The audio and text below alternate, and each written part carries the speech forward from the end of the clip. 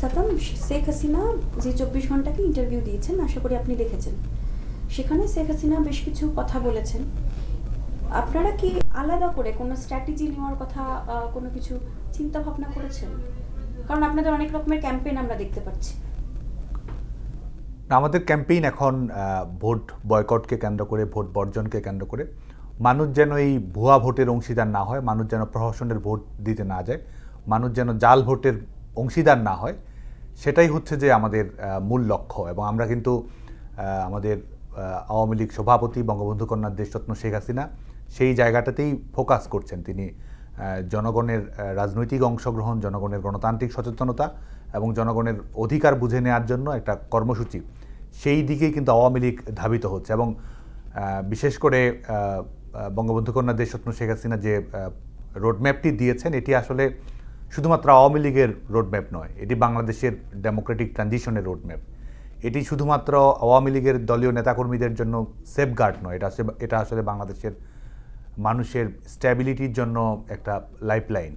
এবং এখানে কিন্তু একটা রাজনৈতিক দল হিসেবে আওয়ামী লীগ যে পরিবর্তিত পরিস্থিতি, সেটিকে বিবেচনা নিয়েই কিন্তু সিদ্ধান্ত গ্রহণ করেছে। এবং বাংলাদেশের রাজনৈতিক বাস্তবতা যদি আমরা দেখি, যে যখন 2014 সালের নির্বাচন এবং পরবর্তী নির্বাচনগুলোতে যখন অন্যান্য রাজনৈতিক দলগুলোর জন্য এটা নির্বাচনটা উন্মুক্ত ছিল, সবার অংশগ্রহণ করার সুযোগ ছিল, সেই সময়েও কিন্তু গণতান্ত্রিক প্রক্রিয়া অংশগ্রহণ না করে বিএনপি জামায়াত তারা বাংলাদেশের মানুষের উপরে অগ্নিসন্ত্রাস চালিয়েছিল, গোটা দেশকে বার্ন ইউনিটে পরিণত করেছিল, সহস্রাধিক মানুষ কিন্তু অগ্নিদগ্ধ হয়ে মৃত্যুবরণ করেছিল। আজকেও অসংখ্য মানুষ সেই অগ্নিসন্ত্রাসের শিকার হয়ে তারা এখনও আহত হয়ে কাতরাচ্ছে।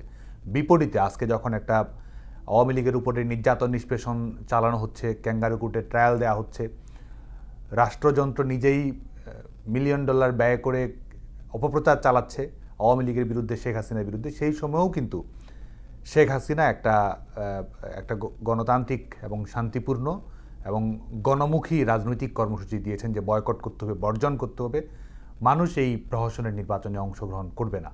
এবং রাজনৈতিক দল হিসেবে একটা দলের অন্যতম গুণ হচ্ছে যে ফ্লেক্সিবিলিটি কিংবা অ্যাডাপ্টেবিলিটি। আজকে দেখুন যে নিরপেক্ষ সরকারের ধারণা, নিরপেক্ষ সরকারের অধীনে একটা অংশগ্রহণমূলক নির্বাচন, এটা কিন্তু আওয়ামী লীগ দেখিয়েছে, শেখ হাসিনা দেখিয়েছে। এবং আমরা মনে করি যে এটিই বাংলাদেশের সত্যিকারের বিদ্যমান রাজনৈতিক সংকটের সমাধান। এবং একটা কথা পরিষ্কারভাবে বলতে চাই যে বাংলাদেশে কিন্তু এটা আজ হোক কাল হোক হতেই হবে। নিরপেক্ষ সরকারের অধীনে অংশগ্রহণমূলক নির্বাচন না হওয়া পর্যন্ত বাংলাদেশে কোনো নির্বাচনই আসলে বৈধতা পাবে না, এবং সেটা বাংলাদেশের গণতান্ত্রিক স্থিতিশীলতা তৈরি করবে না। যে কারণে যে নির্বাচনটা হতে যাচ্ছে, এটা আসলে যে অবৈধ ক্ষমতা, এই অবৈধ ক্ষমতার লাইসেন্স রিনিউ করা, এটি আসলে ডেমোক্রেটিক ট্রানজিশন নয়। হ্যাঁ বলার অধিকার যেরকম মানুষের রয়েছে, না বলার অধিকারও মানুষের রয়েছে। কিন্তু অন্তর্বর্তীকালীন সরকার নিজেই যদি সেই হ্যাঁ ভোটের পক্ষে প্রচার চালায়, সেটাকে কি কোনোভাবে গণতান্ত্রিক বলা যায়? এক। দুই, কখনো কোনো উপদেষ্টারা এইভাবে প্রচার চালাতে পারেন? মানে নির্বাচন কমিশনের আপনাদের ওখানে তাহলে নিয়মটা কি? এটা কি নির্বাচনী বিধিভঙ্গ নয়? হ্যাঁ না ভোট নয়, এটা আসলে হা হা ভোট। এটা মানুষের যদি ফেসবুকের মতো রিয়্যাক্ট করার সুযোগ থাকতো, মানুষ আসলে এটাই রিয়্যাক্ট করতো। আসলে এই গণভোট আসলে বাংলাদেশের মানুষের সঙ্গে গণতামাশা, এবং এই গণভোট এবং নির্বাচন কোনোটি নিয়েই বাংলাদেশের মানুষের আসলে কোনো ধরনের আগ্রহ নেই। এবং বাংলাদেশের মানুষ এটিকে সম্পূর্ণভাবে বেআইনি মনে করে, অগণতান্ত্রিক মনে করে, অসাংবিধানিক মনে করে, এবং এটি কোনো প্রক্রিয়া মনে করে না। কারণ যে বিষয়গুলো এটির সঙ্গে জড়িত আছে, প্রথমত বাংলাদেশের বিদ্যমান সংবিধানে, যেই সংবিধানের অধীনে এমনকি দখলদারেরা পর্যন্ত শপথ নিয়েছে, সেই সংবিধানে গণভোটের কোনো বিধান নেই। আমাদের সংবিধানের 142 অনুচ্ছেদ অনুযায়ী সংবিধান সংশোধন করতে হয়। সংবিধান অবশ্যই পরিবর্তনযোগ্য, সেখানে যে কোনো সময় পরিবর্তন করা যেতে পারে প্রয়োজন অনুসারে, মানুষের এবং জনগণের প্রয়োজন অনুসারে। কিন্তু বাংলাদেশের বিদ্যমান সংবিধানে সেই নিয়মটি আসলে নেই গণভোটের। আর যেটি বিষয় সেটি হচ্ছে যে গণভোটের যে এমসিকিউটি আসলে বাংলাদেশের জনগণের সামনে তুলে ধরা হয়েছে, এটা আসলে এক ধরনের হাস্যকর, এটা জনগণের সঙ্গে এক ধরনের প্রতারণা, এবং এটি কোনোভাবেই কোনো দৃষ্টিকোণ থেকে, কোনো দৃষ্টিভঙ্গি থেকে এটিকে আসলে বৈধতা দেওয়ার সুযোগ নেই। কারণ অনেকগুলো প্রশ্ন জনগণের সামনে ছুড়ে দেওয়া হয়েছে এবং উত্তর দিতে বলা হচ্ছে যে হ্যাঁ বা এবং নায়ের মধ্য দিয়ে। এবং আমরা যেটি বারবার বলেছি যে জনগণ হয়তো 6টি বিষয়ে মতামত প্রকাশ করে, 4টি বিষয়ে হয়তো ভিন্নমত প্রকাশ করে, কিন্তু তার ভিন্নমত প্রকাশ করা কিংবা সহমত প্রকাশ করা এটির সঙ্গে আসলে তার উত্তরের কোনো সম্পর্ক নেই। কারণ হ্যাঁ ভোট দেওয়ার মাধ্যমে তার না যে মতামতটা রয়েছে সেটা কিন্তু অটোমেটিক হ্যাঁ হয়ে যাবে, এই না ভোটের কারণে তার যে হ্যাঁটি রয়েছে সেটা কিন্তু অটোমেটিক না হয়ে যাবে। তো এটি আরেকটি হচ্ছে যে এই দখলদার সরকার কিন্তু যখন আপনি একটা গণভোটের আয়োজন করছেন, আমাদের গণভোট মানে কিন্তু এক ধরনের পলিসি লেভেলে ডিসকাশন গ্রহণ করা, যে এই বিষয়ে একটা রাষ্ট্রের বা একটা সরকারের জনমতে বিভক্তি আছে এবং রাষ্ট্রের দুটো বিকল্প আছে, দুটো বিকল্পের মধ্যে যে কোনো একটিকে বেছে নেওয়া যায়। সেই ক্ষেত্রে গণভোটের অনেক দেশে এই ধরনের বিধি ব্যবস্থা থাকে বা থাকতে পারে, কিন্তু আমাদের এখানে সরকার কিন্তু নিজেই প্রচারক, সরকার নিজেই কিন্তু একটা পক্ষ অবলম্বন করে আছে। সরকারি কর্মকর্তা কর্মচারী, আইনশৃঙ্খলা রক্ষাকারী বাহিনীর সদস্য, সেনাবাহিনীর সদস্য, বিচারপতি, নির্বাচন কমিশনের কর্মকর্তা সবাইকে কিন্তু বাধ্যতামূলক হ্যাঁ ভোট দিতে বলা হচ্ছে, হ্যাঁ ভোটের প্রচারণা করা হচ্ছে। হ্যাঁ ভোটের সমস্ত দায় দায়িত্ব আসলে সরকার নিজেরাই নিয়ে বসে আছে এবং সরকারের পক্ষ থেকে সুস্পষ্টভাবে বলা আছে যে যারা না ভোট দেবে তারা যেন বাংলাদেশে না থাকে, তাদের জীবনহানির শঙ্কা আছে। তার মানে না কোনো বিকল্প নয়, অথচ বাংলাদেশের জনগণের সামনে তারা না বিকল্প হিসেবে নিয়ে আসে। বাংলাদেশের জনগণের কিন্তু না ভোট দেওয়ার কোনো সুযোগ নেই, এই যে রাজনৈতিক পরিবেশ, সরকারি পরিবেশ তারা তৈরি করেছে, যে কারণে এটি পুরোটি আসলে প্রহসনের একটা নির্বাচন বাংলাদেশে তৈরি হয়েছে। এই সরকারটি আসলে বাংলাদেশের সরকারকেই না বলার সময় বাংলাদেশের জনগণের সরকারকেই না বলছে, এই বর্তমান সরকারকে, যে কারণে আমরা এই প্রহসনের নির্বাচনের অংশ হতে চাই না, প্রহসনের গণভোটের অংশ হতে চাই না এবং ক্ষমতায় যাওয়া না যাওয়ার প্রশ্নটিও আসলে আমাদের কাছে গুরুত্বপূর্ণ নয়। আমাদের কাছে গুরুত্বপূর্ণ হচ্ছে বাংলাদেশ রাষ্ট্রের মালিকানা জনগণের কাছে ফিরিয়ে দেয়। আজকে আমরা যে রাজনৈতিক দলটি সমর্থন করি সেটি সরকারি দলও যেতে পারে, বিরোধী দলও যেতে পারে, জনগণ সিদ্ধান্ত গ্রহণ করবে, কিন্তু জনগণের কাছে বাছাই করার স্বাধীনতা থাকতে হবে। আমরা সেটার জন্যই আসলে বর্তমান সময়ে কাজ করছি, লড়ে যাওয়ার চেষ্টা করছি। অন্তর্বর্তীকালীন সরকারের যিনি প্রধান উপদেষ্টা ডক্টর ইউনূস, তিনি তার নেতৃত্বকালীন অবস্থায় তিনি নিজে বলছেন বাংলাদেশের মানুষ পরিচিত জালিয়াতির জন্য। একজন রাষ্ট্রপ্রধান যদি এখন এই মুহূর্তে অবৈধভাবে হোক বৈধভাবে হোক সেটা আলাদা বিষয়, কিন্তু একজন রাষ্ট্রের দায়িত্বে রয়েছেন, তিনি তার দেশের জনগণকে এভাবে অসম্মানিত করতে পারেন? তার আসলে জালিয়াতিতেই নোবেল পাওয়া উচিত নতুন করে, যদি সুযোগ থাকে। কারণ এই যে জালিয়াতির যে উদাহরণগুলো আমরা দেখেছি, প্রত্যেকটা মুহূর্তেই একটা দখলদার সরকারের উপদেষ্টা কিংবা একজন সরকার প্রধান কতটা জালিয়াতির আশ্রয় গ্রহণ করতে পারে। নিজে একজন সরকার প্রধান, অথচ নিজের 666 কোটি টাকা নিজের কর মওকুফ করে দিয়েছে। নিজে একজন সরকার প্রধান, অথচ নিজেদের বাংলাদেশের জনগণের উপরে 15% ভ্যাট ট্যাক্স চাপিয়ে দিয়েছে আর নিজের প্রতিষ্ঠানগুলোকে করমুক্ত আয়সীমার আওতায় নিয়ে এসেছে। নিজে একজন সরকার প্রধান, অথচ তার প্রতিষ্ঠানকে তিনি দেশের বাইরে মানুষ পাঠানোর বিজনেস করছেন, বিভিন্ন বিজনেস লাইসেন্স গ্রহণ করছেন, ডিজিটাল ওয়ালেটের বিজনেস করছেন। নিজে একজন সরকার প্রধান নিজেই আদালতের মাধ্যমে নিজের বিরুদ্ধে আনিত যেসব মামলা রয়েছিল, মামলার রায় ছিল, সবগুলোকে বাতিল বলে ঘোষণা করে দিচ্ছেন। এবং এই যে জালিয়াতি রাজনীতি তিনি করছেন, সরকারের কাছ থেকে কনফ্লিক্ট অফ ইন্টারেস্টের সমস্ত যে নিয়মকানুন রয়েছে সমস্ত কিছু লঙ্ঘন করে নিজের স্বার্থ, নিজের ব্যাংক ব্যালেন্স, নিজের ব্যবসা বাণিজ্যের সাম্রাজ্য ক্রমাগতভাবে বাড়িয়ে চলেছেন। এটাই আসলে সবচেয়ে বড় জালিয়াত এবং এই জালিয়াতের কাছ থেকে বাংলাদেশ আসলে মুক্তি চায়।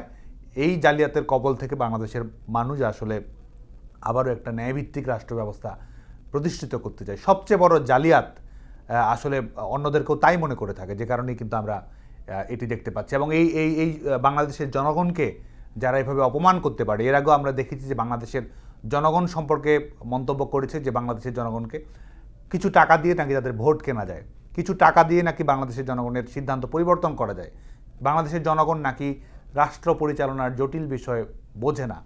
এই ধরনের বাংলাদেশের জনগণকে অপমান করা, বাংলাদেশের জনগণের আত্মমর্যাদাকে খেলো করা, এই কর্মকাণ্ডগুলো আমরা দেখেছি। আসলে এই সম্পূর্ণ অবৈধ তো বটেই, একটা মুহূর্তও তার বাংলাদেশের এই সরকার প্রধান থাকার নৈতিক অধিকার আসলে তার নেই। তার এই ধরনের মন্তব্যগুলো আসলে সেটাই প্রমাণ করে। অন্যদিকে দেখা যাচ্ছে যে জামাতের একজন নেতা তিনি ডাকসুর মহিলাদের সম্পর্কে অত্যন্ত আপত্তিকর মন্তব্য করছেন। আমি নতুন করে সেই মন্তব্য করার আমার রুচি অন্তত নেই। মহিলাদের প্রতি বা বাংলাদেশের সচেতন নাগরিকদের প্রতি আপনার বার্তা কি থাকবে? না, আমাদের এই রাজনৈতিক দলটি জামায়াতে ইসলাম, যারা ধর্মভিত্তিক রাজনীতি করে, আমাদের স্বাধীনতা আন্দোলনের সময় স্বাধীনতার শুধু বিরোধিতা করেনি, একই সঙ্গে যুদ্ধাপরাধ, মানবতা বিরোধী অপরাধের সঙ্গে সম্পৃক্ত থেকেছে। সেই রাজনৈতিক দলটি আসলে আমাদের নারীর যে অধিকার কিংবা নারী পুরুষের যে সমতাভিত্তিক সমাজ ব্যবস্থা, সেটিতে আসলে তারা বিশ্বাস করেন এবং সে কারণেই কিন্তু তারা এই কর্মকাণ্ডগুলো করছে। এবং আজকে দেখুন যে 50% জনগোষ্ঠী বাংলাদেশের নারী, তারা প্রহসনের নির্বাচনে অংশগ্রহণ করছে।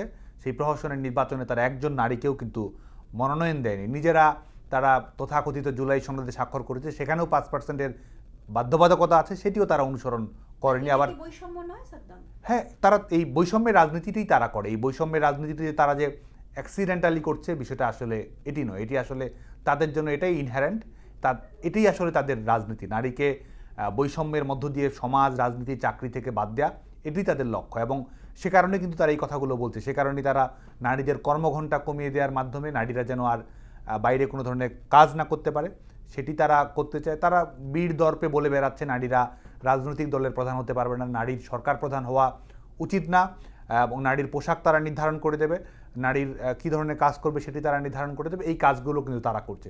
শুধুমাত্র কিন্তু এই ধর্মভিত্তিক রাজনৈতিক দলটি জামায়াতে ইসলামী নয়, অন্যান্য রাজনৈতিক দল যারা বাংলাদেশের এই প্রহসনের নির্বাচনে অংশগ্রহণ করছে, তারাও কিন্তু এই যে এই বিষয়টি তারা প্রতিবাদ করেনি।